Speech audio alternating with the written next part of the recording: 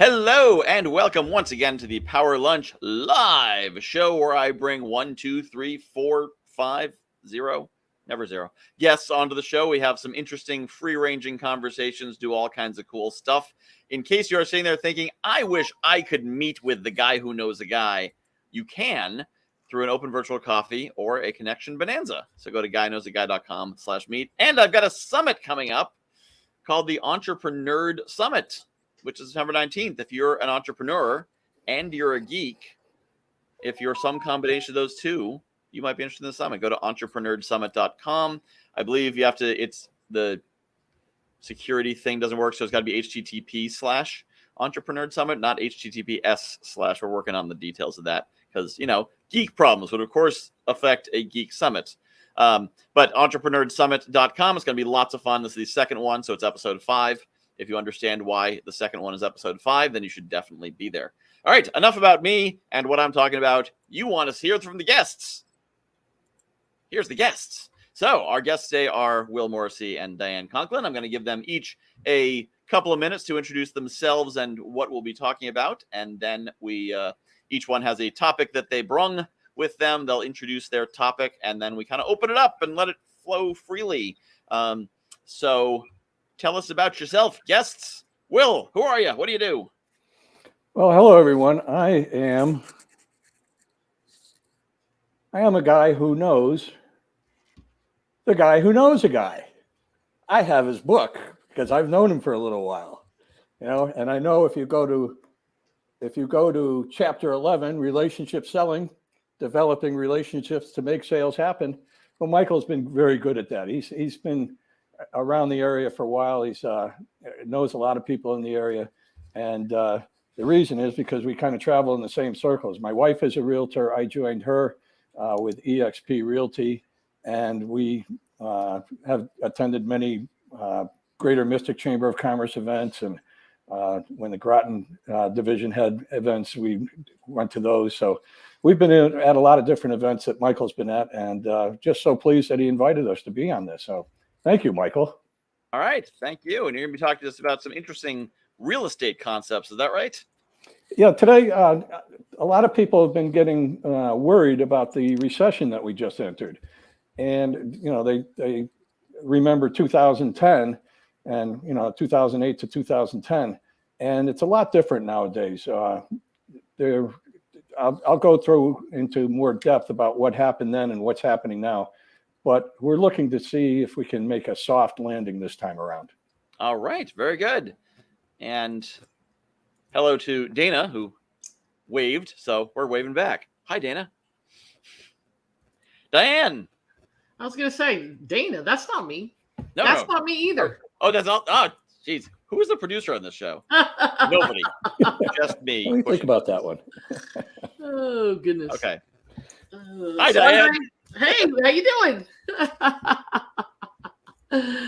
That really is me now. So yes. I'm Diane Conklin. My company is Complete Marketing Systems, and I've been around for about 30 years. That just means I'm old. That just means I've seen a lot of ups and downs and things that people call recessions and processions and flats and ups and downs and flat economy and all sorts of different things.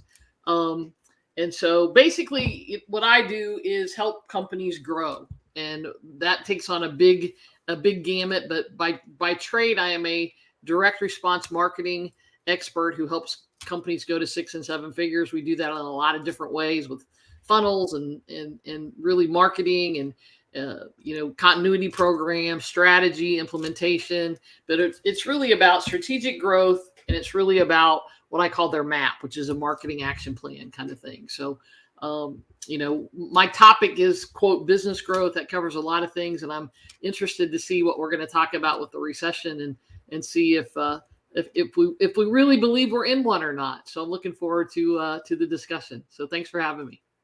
Absolutely. And so glad to have you both here. And as I said, my producers are really good at making sure people who have, matching topics get on together, and which is great because I don't like doing work, so I just let the universe handle it, and it works great every time.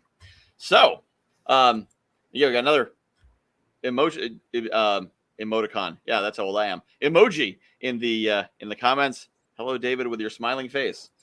So if you're watching, put an emoji in the comments or some words, whatever. So Will, tell us about what's going on with the market and the housing, and let's kick it off with some in-depth, serious economic talk. All right, can do. I have are my slides coming up. There we go. There you go. See if we get this the right way. There you go. Aha. Yeah, all right. You and your slides. Take it away. Okay. Well, the market's been really hot, and I guess everybody knows that. But the real estate market is changing, and the question is, do you know how it affects the value of your home? People were forced to work from home. You see in the slide, we had, all these kids had to go to Zoom school instead of, going into school. And a lot of people were working from home at the same time. So the kitchen table got pretty crowded, and so what happened as a result was people were looking for more room. They needed that extra room for an office, or they needed that extra room for the children to be able to study. And so the real estate market really took off, about halfway through 2020, all through 2021, and all through this past summer. So it's been really good as far as real estate goes. But lately, everybody's been noticing gas prices and grocery prices and everything else. And we've had 2 quarters of economic decline. So I got my BA in economics when I went to college. And for the last 40 years, a recession is when you've had 2 consecutive quarters of decline. And we've had that. So a lot of people don't want to talk about the definition of a recession, but if you look at Wikipedia, that's what it is. And I'm just trying to tell people that they don't have to be that nervous about it. It's something that we've been through before. And I really want to point out the fact that of the last 6 recessions, only 2 of them did housing prices drop. I had a little, I'm going to skip slide 4, and we're going to get into numbers in a little bit, but I have 3 secrets to tell you about what's happening with the economy right now, and I want to get into that a little bit. So we went into secret number 1. I want to get into that is the corporate layoffs. We know a recession's happening. Walmart has just laid off a couple of hundred people in the corporate division. And when Walmart, the nation's largest employer, starts doing that, a lot of companies tend to follow. And people get nervous about that. And I just want to go over some points about the housing market that are really going to kind of alleviate any fears that you might have. Before we start, I want to let you know that demand is shrinking a little bit. The prices have gotten to a point where investors, even if they're cash investors, are looking at higher prices, and it's tough for them to see where they're going to make a profit if they buy and sell homes, if they remodel homes and put them back on the market. So they've kind of been sidelined a little bit, and the price has gotten to a point where people, have to think twice about it. And the mortgage rates got to a point where they're a lot higher than they were early in the summer and throughout the past year, but they're not that high compared to where they've been over the last 50 years. So if you're talking about a 5% or less mortgage, when you look at the grand scheme of things as far as homes go, that's not really high. It might be high compared to what everybody's seen the last couple of years. And the millennials are the biggest market coming to buy homes right now. And so they definitely haven't seen it. But it is a fact that 5% really isn't as high as a lot of people have experienced over time. So I'm going to skip right here. These are just some of the headlines about Walmart, and they're coming from CNBC and Washington Post and Bloomberg and CNN and New York Times. The second secret I wanted to talk about is the percent of properties with price reductions. If you look at this graph, you can see the maroon line that isn't finished, that doesn't go all the way through to December. That was running right in line with 2021 for the first quarter, and it ran along with 2021. You can see that it kind of spiked once it got to May. Yeah, there we go. Thank you, Michael. And you can see that now there are almost a third of the homes. This is nationwide. This is something that I saw last night. Over 33%. We're up to 37.6% right now of homes that are on the market that are reducing their price. So that kind of tells us that we've gotten to a point where it's kind of the high point of pricing, and people really need to pay attention to what's going on around them if they're putting their home for sale, because you put a price on it today and the market, if you see those other lines, what happens for the previous 5 or 6 years, you get to the third quarter into the fourth quarter and prices all dip. And if you left your home priced where you had it thinking it was going to sell like the homes were selling back in March, well, you're going to get left standing there and your days on the market are going to accumulate. And days on market are just flat out accumulating anyway. They are going up. So let me slide up here. The next thing I wanted to talk about, the third thing, was foreclosures. Some people get worried about there's going to be a lot of foreclosures if we get deep into a recession. And there will be some foreclosures, but it's not going to be anything like it was 2008 to 2010. Back then, the subprime mortgages got a lot of people in trouble. When they lost their job, they couldn't pay their mortgages, and there were a lot of foreclosures. The mortgages back then, a lot of them were underwater. I mean, the mortgages were more than the house was worth because the prices had dipped. And if the prices dip now, I don't think we're going to run into the same problem, because a vast majority of the homes across the country all have equity. So you're able to sell a home and not be trying to sell a home for a price that you can't even pay off your mortgage. So even if you did get into trouble with foreclosure, I don't think it's going to be a big problem like it was 10, 12 years ago. And that's not coming from me. That's coming from experts all over. Let me show you what the Mortgage Bankers Association has to say. The pandemic-related foreclosure moratoriums have expired, but the probability of a significant foreclosure surge is minimal. There will be some foreclosures if the recession deepens, but nothing like 2010. And that's right from the Mortgage Bankers Association. So that's just one more thing I wanted to point out, that they're looking for a soft landing. And if you want to know if we're in a seller's market still, we are. Altos Research does this great job for us, putting out all kinds of graphs, and this is just one of them. And if you can see that the market action index equals the rate of sales versus inventory. So you can see that when they figure that out, we're definitely in a seller's market. If you look over on the right in that black box, it's a graph saying how many months of inventory, whether it's a buyer's market or regular market or a seller's market, or right now it's still a seller's market because there's very little inventory. So those are the big things that have been happening. It's still a great time to sell. The numbers don't lie. Just getting into a lot of different things, and I make this presentation and I give it to a lot of Bridget's clients. I'm not going to go farther into what we have for the slides, but I just wanted really to point out the big things to know are that there's still plenty of inventory.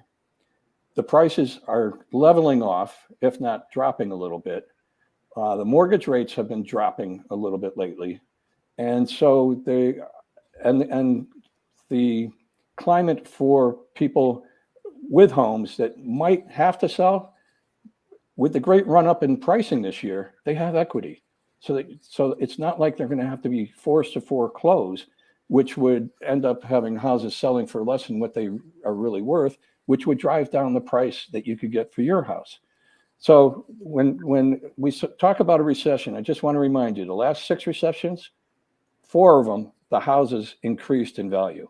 Only 2 of them did houses go down in value. So don't get nervous, with the word recession floating around. You see that on the news. Right now, the housing market is strong if you're a seller, and if you're a buyer, there's houses still out there to get. So I'll let you run with that, Michael. All right. I'm reminded of Zig Ziglar's line that the media has successfully predicted 14 of the last 7 recessions. But no, that was definitely some great information. It's always good to have that background because my degree is also economics, and it is clear that many people's education is not in that area. And then I think a lot of people that kind of shorthand it. So there's things we get used to because the underlying factors have been the same. So those numbers stay the same, like inflation staying around 2%. Yeah, it was 0 to 2%. Because underlying factors stay the same, suddenly things change. People are like, oh my God, what's happening? We're outside the rules of economics. No, we're just not, right there down the line. Everything's stable and predictable and easy because that's what happens when you have shocks to the economy. You also may notice a fourth person has appeared on the screen because there is a Power Lunch hack, which is you get invited to the next week's show and then you message me and say, hey, Michael, I need the link to get into the show. And I'm like, okay, here you go. And I did. And now Michelle is here. So I believe she'll be back next week too. I'm sneaky that way. Yeah. So I think Lisa Carpenter was the first one who did that and ended up on the show twice in a row. So yeah, that's how you get on the show twice in a row, in case you're wondering how you hack your way in there. So welcome, Michelle. But so Diane and Michelle, do you have any thoughts on this real estate and economics topic? Well, I don't have an economics degree, nor do I play like I do on TV, but I do know this from somebody who's been in business so my background is, so the guys know, is I have a master's degree in exercise science and I'm in marketing. So see if you can figure that one out because I still haven't. But it's an interesting discussion because, I talk a lot about with my clients and watching their businesses. And as we went into COVID and now, whether we're out or still in or whatever, there's a whole discussion about that, but I don't think it's going away. But, it's interesting as we go into this time and everybody's talking about the word recession. And yeah, I get it. It's the technical term is the definition. But if you look at what's happening in the economy, I think it kind of shows a little something different. I mean, we just come off of July 4th, which was the busiest July 4th travel time in history, but we're in a recession. And I get that was a month ago, right? But there's so many things. I think people get so tied into this, the word, or, oh my God, and they want to panic, and gas prices and all of that. My question is, I understand that people are on fixed incomes and all that, but as business owners, okay, prices are going up. So what are you doing as a business owner, as an entrepreneur, to increase your income, right? That's the great thing about being a business owner and an entrepreneur is you get to control that piece. Mm-hmm. And I think, a lot of times what happens, and I see this happen all the time, and I'm using COVID as an example, people are like, how did we get here? Well, did we think there was a bubble over the United States of America that we weren't going to get COVID? It was going to stay in Spain and Germany and all these places. It's called preparation.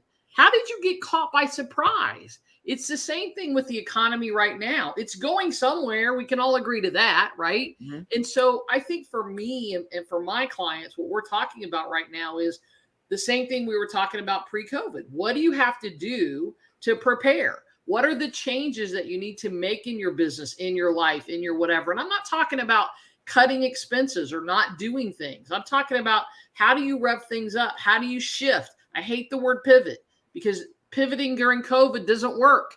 Pivoting almost never works unless you're playing basketball. Because if you pivot, you're still within a 6-foot radius of where you started. I have catering clients who are now doing meal delivery and who are doing continuity programs with spices and jellies and jams. You might think of that as a pivot. I think of that as a real shift, right? Because now his catering business is back. But my point is, if you start to look at the trends, and I think, looking at graphs and economic graphs and all that will tell you a lot about where things might be headed, but then pay attention. And so many of us get into this mode where we're on autopilot instead of really paying attention and being proactive in our lives and in our business. And take a subject, right? Oh my God, how did I get to be 300 pounds? 1 pound at a time. It didn't happen overnight, right? It's the same thing with the economy. It's the same thing with your business. It's the same thing in your life that all applies. And so, just I think be aware and be cognizant and be ready, because there's going to be businesses who make it big during the recession if it happens, just like there were companies that flourished during the time in COVID when everybody was hunkered in. Well, I think also one thing we've seen since 2008 is what they call the K-shaped economy. That there's one group of people who are doing fine and one group of people are doing terrible, and they mush all the numbers together. And part of what happened is the group that's doing fine is still buying stuff and filling up the shipping containers and driving up the shipping rates. And the people doing poorly, the ones who are on lower incomes, fixed incomes, minimum wage, they can barely afford food and apartments because everyone's in the same market. And so people, and I imagine we're probably all in the more affluent segment, that we're like, oh, that's inconvenient. Bananas are slightly more expensive. Whereas there's other people who are like, I don't know how I'm feeding my family this week.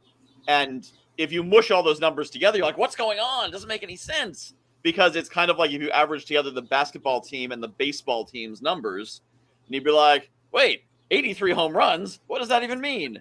Because you're just averaging together. Like, yeah, what's the average sports score? Well, let's see, if we average the baseball teams and the basketball games, they average about 57 points a game. Well, that doesn't mean anything. You combine two different sports.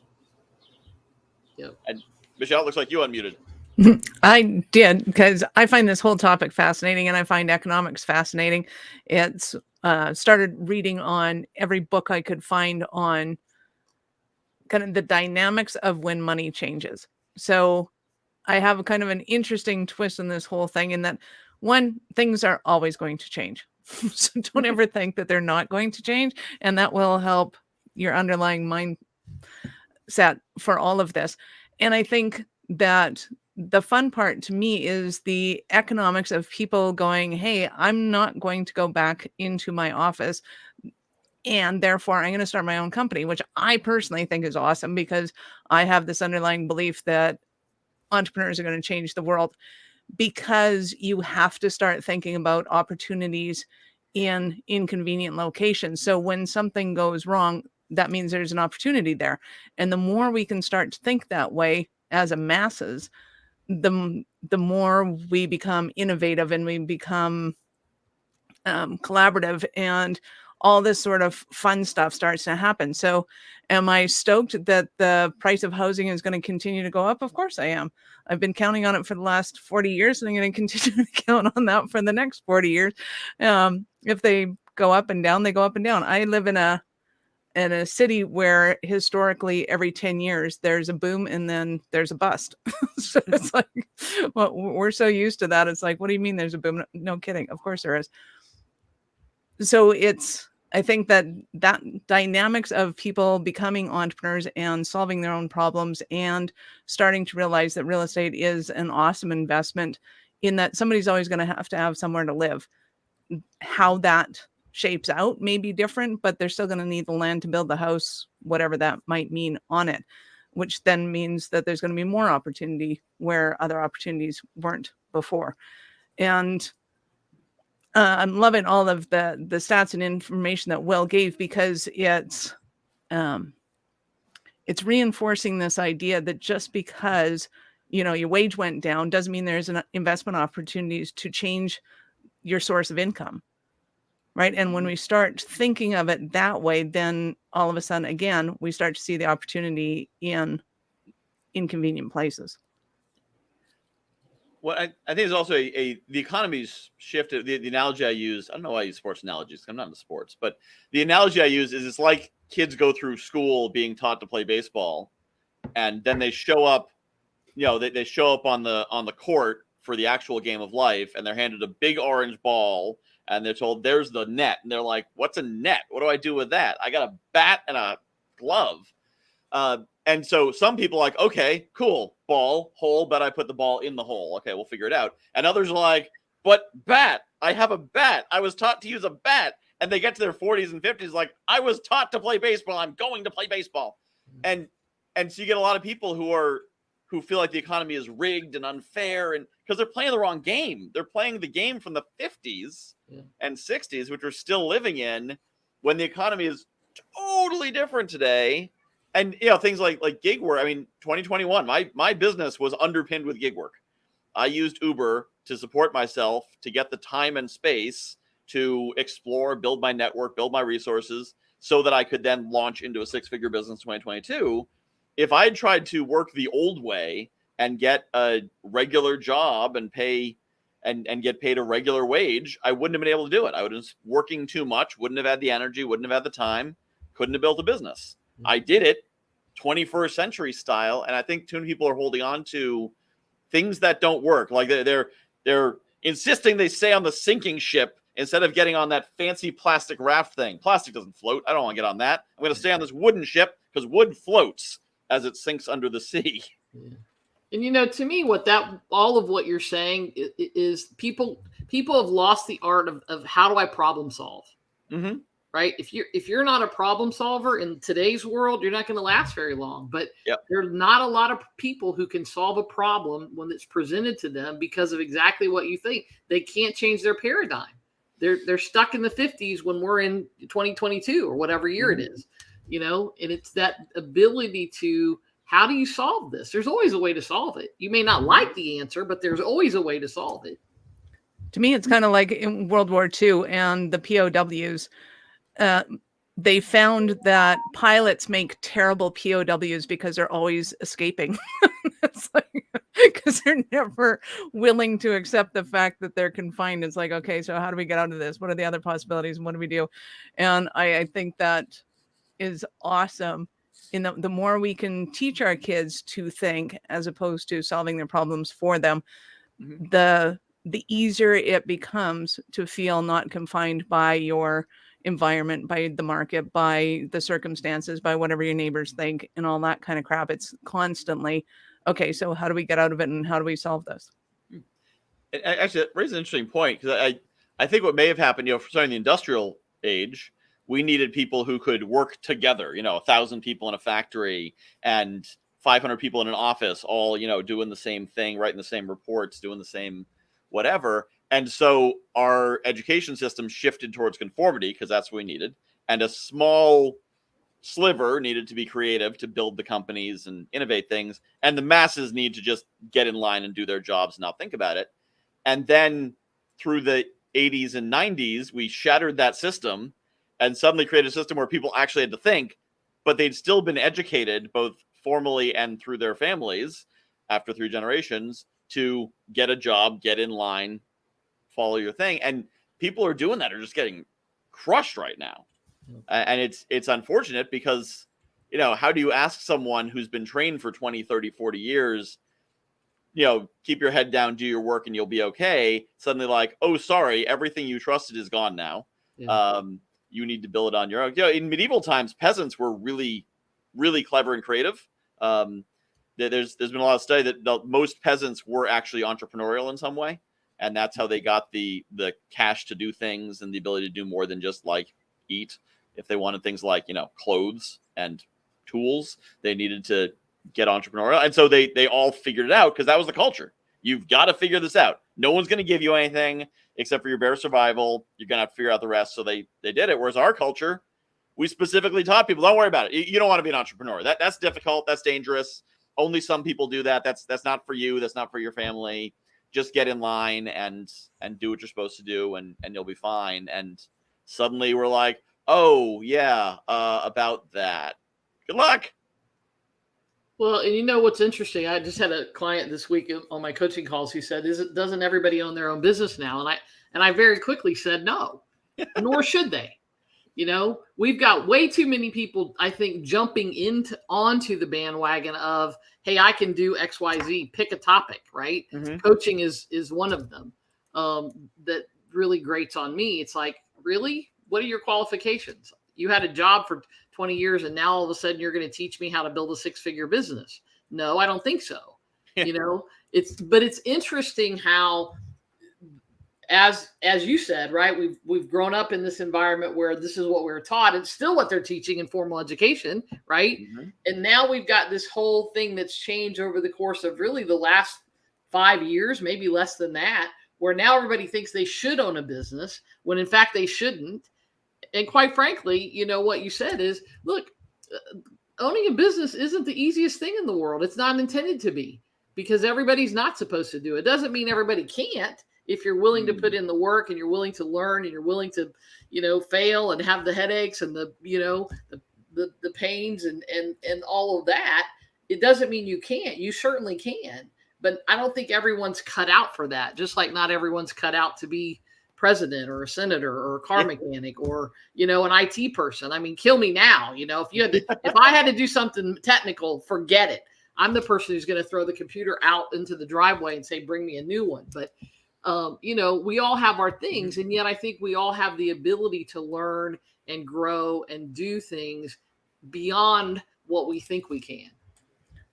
I think that's Will's point, is that we should go into real estate if we're not cut out for business coaching.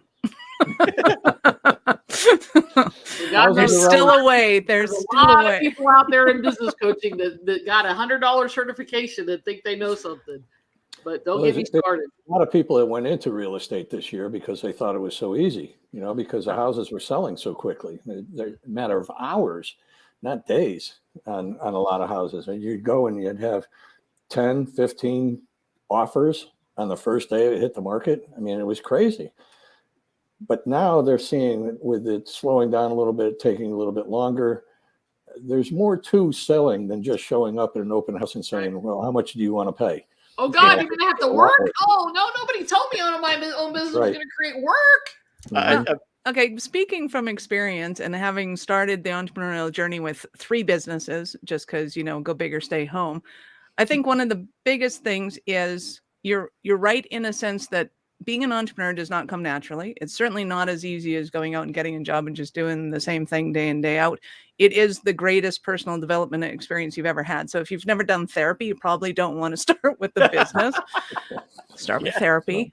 And then realizing that if you did get into real estate and you had that sudden success, awesome, fantastic, pocket the money so that you're elongating your success and building on it, not just going, oh, this is going to last forever. And I shouldn't go buy fancy cars and big houses with that money. Well, and understanding consumer debt versus investment debt. But still, even if they're going out and buying a whole bunch of real estate properties with the money that they gain, thinking, oh, okay, we're building this, that in itself is a misnomer, because you still have to figure out how to get people into those houses. You still have to figure out how to pay the mortgages on those. You still have to figure out how to do those things. There's a way to kind of equalize your learning, knowing that, the windfall is not going to last forever. I mean, it's great if it lasts 6 months to a year or 3 years or 5 years, but at some point you want to figure out how to, well, you got to figure out how to sustain it. I mean, that's the key, right? Is how do you sustain it? You sustain it by shifting. You sustain it by learning new skills. You sustain it by, taking the one thing that you started with and branching off into something related, right? I'm not saying go do stock trading now, but, maybe you started off as a real estate, broker, and now you're an investor, and now you do some foreclosures and you do some flips and so it's all maybe still within that same realm, but you've got to learn how to think and how to anticipate and how to learn new and different things so that you can continue to have, look, the bottom line is your business is your business. Do with it what you want. But to me, you either reach a point where, okay, I'm good. I'm at $500,000 a year and I want to maintain that, or you want to continue to grow your business. Either one of those things is really continuing to grow your business, because you still have to learn new skills. You still have to go out and get new clients because people are going to drop off. So you've got to continue to grow yourself, your business, your team, and all of that if you're going to maintain a business and keep a decent income. I agree, Diane. With Bridget is a very well-known real estate agent in the area, and I've been assisting her for the last 7 years or so. But last year I started a different thing. I'm the home services guy, offering essential home services. People all have a mobile phone. They all have electricity. They all a healthcare plan. So when we get a new client, they're moving into a new home and they've got to set up these things. I'm offering these things. I've got a website that they can go to, and I'm not the insurance agent. I'm not the home security guy. I'm not all that thing. All I do is set them up so that they can go to the website and see what's there, talk to the professionals, and sign up if they want. Yep. but it's what I get out of it is when they pay the bill, I get recurring income coming from it. Very smart. So, it's You're the conduit. You're like a right. guy who knows a guy. Yeah. Mhm. Who gets paid to know the guy. Yep. Where did I learn it from, right? Yeah. Well, and actually that was a model that I tried to develop, but I didn't have the stream. Like, by teaming with a real estate agent, you have a stream of people who are going to need those services. And whereas my networking tends to be more haphazard, I'll put it that way. So I don't have a reliable stream of the same type of people who need the same type of things. And so I was never able to build that. But actually, on my website, it might still be there. The I Got a Guy, which I had various affiliate relationships, but never got as organized. I love when people steal my ideas because then I can see how they do them better than me and then steal them back. That's a good point. That happened recently with my the as yet unnamed program, which is my $25 a month coaching program. A friend of mine said, "I love it. I'm going to take it."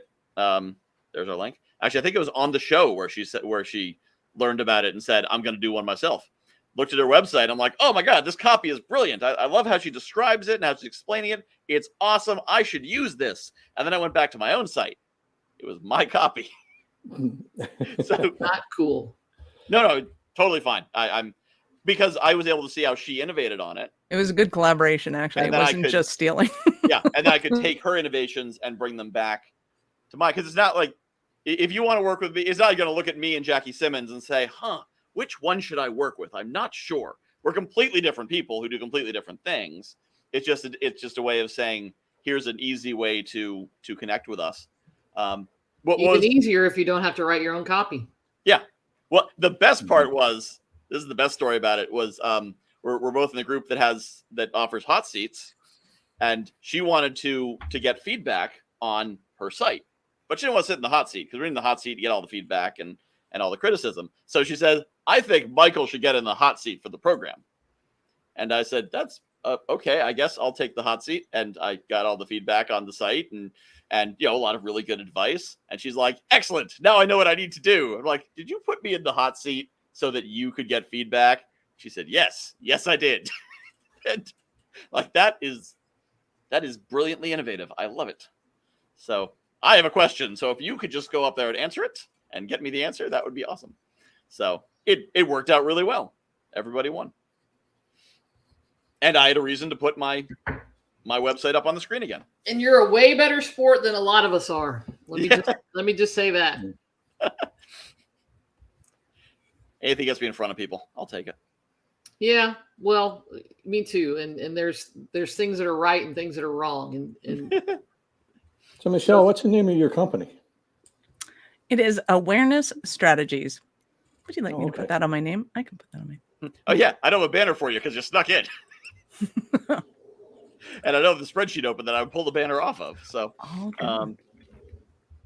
Yeah. So Michelle, tell us a little bit about what you do. So we do tech done for you, especially in the area of business automation and marketing automation. There you go. So we love working with busy entrepreneurs, serial entrepreneurs that are in the habit of running 7 and 8 figure companies so that we can establish a partnership with them to do their tech for them so that they can just say, "Hey, I need this. Where's that? I need a page. I need a product." and we do all of the stuff that goes along with that to make their wildest tech dreams come true. And you have a couple of podcasts. I do. You want me to mention them? Go ahead, mention those podcasts. I've been on Awesome. some of them, so yeah. So I have the Business Ownership Podcast, which is all for tools and tricks for entrepreneurs to help them in every stage of their business, whether it's startup, growth, scaling, or exiting, to be able to get the resources that they need to help them to take them to the next step. I have a special series called 7 to 8 for 7-figure speakers to highlight them and to go through their business to help up and coming speakers to figure out, do I want to pay to play? Do I want to play play to pay? Do I want to get contracted out to speak? How do I want to use speaking in my business in order to get more exposure and intentionally scale up to that 7-figure mark, if that's what they want to do? I have another one called The Little Blue Pill for Business, which is all about getting it up and keeping it up. And of course, we're talking about revenue and profit, but we understand that it's all about the 6 inches between your ears. So I interview some of the hottest people in the industry that are blowing and going, and we want to help you get in on some action. So if you like a little tongue in cheek and not just physically, this show's for you. It is a rated show, but it is all euphemisms mostly, until I hire interviewed some really cool people that talk about, as Napoleon Hill put it, our sexual intention and how to bring that into business. So we have a lot of fun adult conversations in that one about business. And then I have Happy to Offend You, which is all about understanding that just because you're offended by something, it's not the end of the world. In fact, if you understand why somebody's not offended by the things that you are offended by, it actually creates deeper connections and communication with other people. And so in that one, I am interviewing people from the personal development realm, comedy world, people that understand that sometimes being offensive can actually be quite awesome. And we are happy to offend you. So, and then the fifth one I have is the Bad Girls on Business, which I co-host with Virginia Muskies and Jenny Bellinger. And we are the Bad Girls on Business. It is the only podcast that is sane, consensual, and sound. And all of our guests get to choose whether or not they want the show to be nice, naughty, or straight out kink, in which case the bad girls, throw on their metaphors, and we have a ton of fun with that show too. It's all about business. So I like the continuum. You did them in order from like most mundane, just like we talk about business and business concepts and growth concepts, all the way over to like, you want PG-13, R, or NC-17 on this show. Exactly. So yeah, a little something for everybody. Exactly. Yeah, which is great. Some great concepts. Oh, wait, the comment. Yeah, Dan Kennedy says if you haven't pissed somebody off by noon every day, you're not marketing hard enough. Right. Thank you, Dana. Yep. Yeah, actually, somewhat. Well, I don't know. I might piss someone off with this. So I have an upcoming email coming out in my email sequence. So now's the time to go to guyknowsaguy.com and get honest. You don't miss it. In which I talk about basically how I don't like most email copy that I see, because it comes off. I think that the subject line is going to be something like inauthentic, ambiguous, and boring, which describes most of the emails I get, because they're like a sanitized version of a story. Someone's like, oh, yeah, I'm going to share a story. But the story is kind of like, those people have so much plastic surgery, they look like plastic. Like, they've taken their life story, but they've sanitized it so much, it no longer has any punch to it. It's kind of like, and here's a story. And because a sales pitch is coming. You're like, all right, just sell the thing to me. Just pitch it. Just get on with it. And I don't actually, I make my emails wrong because I don't start with the end. I don't start by saying, what am I going to sell? And then let me work backwards the story. I just say, what do I want to talk about today, and write it. And at the end, I'm like, oh, yeah, by the way, I've got, I don't know, the program. Go look at that link. You might like it. Like the pitch is an afterthought at the end, which I guess makes it convert worse, but it makes people open it like 33% and email me and be like, I love this email. This was great, which I don't think happens with most email copy. And I'm slightly concerned that someone in my world would be like, hey, you're talking about my emails? And I'd be like, no, totally not. Your emails are great. Yeah. Not talking about yours. I mean the other guys. And yours. Huh? Yeah. Well, in that instance, I'm like, I'm he can stick with the guy thing, let's just, but I think what happens a lot of times with that bland story and then lead to the pitch and all of that is, people don't get that there's always a way to relate something, right? Mm-hmm. Take whatever. I mean, pick something crazy that happened. You can relate it in some way, shape, or form to something about business and tie it into whatever it is that you've got your program. I mean, I just had one of my gals who's a quilter who just did a whole email about that she made this pizza oven she made it. Now that blows my mind in and of itself, and she put it in her last easy. Well, when they fired the dang thing up, apparently it exploded into like 800 pieces and flew all over the place. So there's a picture of this burnt out pizza oven in her newsletter this week, but she tied it into something related to quilting and a class that she's given, and how you can't always just take things for granted when you see them on YouTube, and sometimes you need additional help. And so I'm having this class on this. I was like, this is brilliant, right? Yep. I mean, but people don't take the time to look at a story, or they think, oh, well, that's funny. I mean, it is funny in the after fact, and I'm not a funny person, so I can't use that story, But it is funny. I mean, I hope it was outside. Okay, it's still funny. Diane, I'm trying to do that same thing. I mean, I don't talk about recessions when I'm, trying to sell a house with my wife. I don't talk about unemployment. I don't talk about, all these things that I brought up today. But I'm trying to do something a little different, because people are afraid of that word, recession. And so I'm trying to tell them that in the housing crisis that we had 12 years ago, there was underlying circumstances with the mortgages that were written, and people were going out and they were buying jet boats and jet skis and everything else. And, their credit cards were maxed out.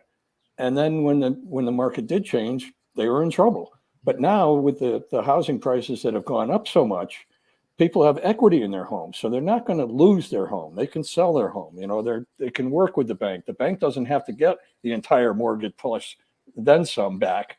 The people have got equity now. So, and then I'm trying to show that it's a soft landing that we're looking for, with the prices coming down a little bit, because there's not that much inventory as there was when there were foreclosures all over the place.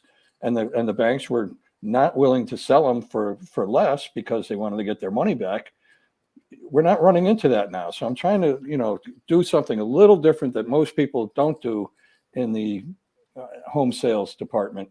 The experts are all dying. They want this news to get out. The MBA, the Mortgage Bankers Association, they really want to get this news out so that people aren't afraid to go and buy a home. So I'm trying something a little different, like you just mentioned, and I'll see how it works. But and people often understand the bigger picture. Like, all they saw was there was a recession that caused a lot of foreclosures. Well, first off, there were a lot of foreclosures that caused a recession. But second, they didn't know what was going on. All they know is foreclosure crisis. And then the next recession is 12 years later, which is longer than it usually is anyway. So you've got people who, if somebody's 30, 35 years old, they only remember 3 recessions, and one of them was so minor it didn't register. So they don't know what it is. So like, they know the Great Depression from their history books. They know the recession that they saw in the early 2000s. They know 2008, and then they hear recession again. And they're thinking like, oh my God, I've seen a recession. Everyone's on the street and all the houses are being foreclosed. It's a catastrophe. And they don't realize that like, there's reasons called the Great Recession and not just a recession, because that was a financial collapse. That was an actual, systemic failure, not just a recession. I mean, this will be housing prices will, move somewhere in the usual range. Well, and that's also a place where stories can be effective, because people who are like, I don't understand economics, you tell a story about some parable, something comparable that's like, and that's kind of like the housing market. Yeah. Mm-hmm. Yeah. Well, it's funny that Will said that about, people's toys, because one of the big differences that I'm seeing, and I'm not the one who can tell you what year stuff happened in and all that. Have there been some? Yeah, but I just live my life and do my thing, and it is what it is. I mean, there's not much I can do to affect it other than try to keep money moving, right? But the big difference that I noticed this time is people that you don't see the Winnebagos and the jet skis and the boats sitting out with for sale signs like you did, the last time we went through this. So that's a great point. But, and, I think there are a lot of people who just are living their lives, who aren't so tuned into all of this stuff, who aren't, looking at it, who are just like, hey, we deal with it as we deal with it. I mean, quite frankly, I very rarely watch the news and tune into that stuff because most of it is all the negative. Oh my gosh, doomsday is here. And, you know, we can get that on Facebook. I think also the middle class, you know, the more affluent part of the population isn't experiencing a recession at all. Prices are up a little bit, gas is a bit more expensive, but they're not getting a recession. They're getting like mildly inconvenienced. Right. So inflation. the working class is getting demolished, and Yeah. that's why the numbers are on average a recession. But for most of the people, which also means most of the money, most of the influence, are like, everything looks fine to me. I don't know what you're talking about. I don't think we need to do anything. Yeah. And so that's where it gets complicated when the whole economy is not feeling the same thing. Yeah. But I mean, that's what I was saying a few months ago when they started talking about recession. Is I made a TikTok in which I said something like, "Yeah, you know, I thought about it. I appreciate the invitation, but I think I'm going to decline this recession. I'm just gonna, you guys go ahead. I'm just going to skip it." I made more money in 2008 than I'd ever made in a year before that. Not because of the recession or not. It just the recession didn't affect what I was doing as a driving instructor at the time. So people needed to learn to drive. The state was funding it. So like it didn't affect what I was doing. And, you know, it's kind of like I said earlier, right? I mean, there are restaurants who thrived during COVID and there are restaurants who went out of business. What's the difference? Mm-hmm. The difference isn't that they were restaurants, because that's what they have in common. The difference was the person who owned them, who was running them, who made the decision and changed the paradigm or shifted to do something different. And, you know, it's kind of the same thing with this. Yeah, I'd say like with when it rains, you know, when it rains, some people get wet and some people don't. What's the difference? Well, some people stand out in the rain and say, "Oh, it's raining, I'm getting wet."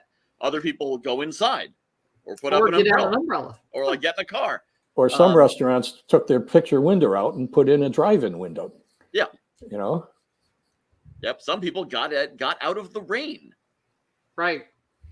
Yep. So you need a poncho or an umbrella? I'll sell you one. Not yeah. a problem.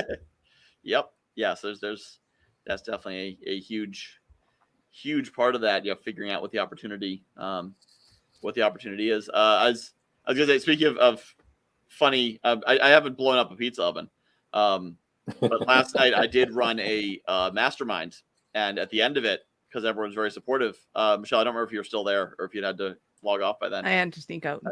I asked people to stick around to record testimonials, and everyone's like, "Oh yeah, sure, I had a great experience, love to help you." So we set it up, and I have the person, you know, pinned so they're big and it's going to be recorded. And I got everyone muted, and he starts talking, and I'm like, "Whoa, wait, I forgot something." And he's like, "What?" "I didn't hit record." I almost let everyone do their testimonials without hitting the record button. Yep. And then I used that today, you know, in today's email. And again, at the end, I'm like, "And here's something you should probably do." But you know, it was a story that's very relatable. If a testimonial falls without a record button, does anybody hear it? No, they don't. They certainly don't hear it again. Yep. That's why when I do stuff, anything that I do, I take a little sticky note and I write real big with a big black marker record, and I stick it right here. So I have to look at it where my thing is. And I'm like, okay, because that's happened. Ask me how I've started doing that. Yes. Yep. Yeah, I do need to get in the habit of like, people keep saying nice things about me on the show. So I've got it recorded, but then I have to go back and like find it and clip it out and excerpt it. I need a bigger team to just hunt through my materials and find people saying nice things. Like, I did give you a testimonial video, by the way. Oh yeah, I saw that. I haven't looked at the video, but I think I hit record. Yeah, I don't think it'll send it. I did get one text testimonial, which was, you know, nice, but not what I was hoping for. So I removed the text option. Take a screen. You know, if you take a screenshot and put that up, like, those actually hold a lot of weight. They really do, because it's people look at those and say, well, that's authentic. Or if you take a screenshot of something somebody says on social, it's authentic. Whereas, you know, he paid her to say that, or he, you know, that he could have made that written testimonial. That's up. true. Yeah. Yep. That's a good one. So they really are usable. I know that's not how you want them, but I totally took a screenshot of Will holding up I'm the guy who knows that in the book. There you go. That's the picture I'm going to use. So, all right. Well, so we are coming to the top of the hour, whichever hour it happens to be where you are. You're welcome. This is on my phone. This is Make It Big is the app, and you can do this on your phone. That looks like a handy app. I should get that, make it big once my new phone starts working someday next year. All right, so we will go around, say our final comments and thoughts. Computer says Will should go first. So Will, what's your Alrighty. final thought? Recession does not mean a housing crisis. We're looking at a soft landing. There's still inventory out there. If you're looking to sell, get out there and sell it. If you're looking to buy, don't get nervous about the mortgages. 5% is not really large in the grand scheme of things. So get out there and get yourself your dream home. All right. And Diane. I would leave everybody with this. Have some fun. Life is too short or too long, depending on how you look at it and how you process it, to be so serious about everything. Yeah, it's business. Yeah, it's your livelihood. Yeah, it's all of those things. But, have a little fun with things. Be a little proactive. Sit back once in a while and think about, like, is that true? I ask myself that question a lot. Is that true? Is that true for me? Is that true? Do I want that to be true? Right? Because the bottom line is ultimately I'm responsible for me. And so, laugh at yourself, have a little fun. And, here's the bottom line. While we all want to be perfect and we all want everything to work, nobody wins all the time. And so having that expectation is so unreal. But especially as business owners, we have it. I said this to a coaching client the other day. She goes, yeah, but I want to win every time. I know, but nobody wins every time. Nobody bets 1,000. Nobody hits 100% of their free throws. It's not going to happen. So have a little fun with it. Find some people you can mastermind and coach or mentor with, and get yourself a good support system and go have fun, make some money. And if you need some help, reach out. I'd love to work with you. All right. And Michelle. Nice. I agree. In every calamity, there is an opportunity. You just have to train your brain to find it. And the easiest, fastest way to train your brain to do that is to surround yourself with people who are in the habit of doing that. So all of these fabulous people on the line today have incredible resources. Take advantage of them. And we'll see you at the top.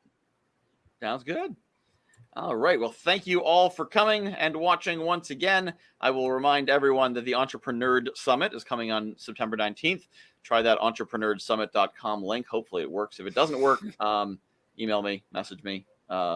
Whatever platform you're watching this on is some form of social media. So you can message me through it if you need to reach me for whatever reason. And if you watch this show and you say, hey, I'm cool enough to be on that show, you'll see that scrolling along the bottom there. They're just going that way. Get them reversed. GuyWhoKnowsAGuy.com/powerlunch. That is the form to apply to get on to the Power Lunch live show. If you're approved by our producers of who are Serendipity and Random Happenstance, then you get on the show. You get to meet some awesome people and cool things happen. And if you're really clever, you get to get on 2 shows in a row, which you find out by watching the show and learning how Michelle hacked her way on here. So join us next week for me and Michelle and our other guests also. And thank you all for being on the show, and thank you all for watching. We have more and more people watching. It's really cool. The original ones are just like me and the guests. So now we have actual people in the audience. It's great. Thanks, people. Making comments.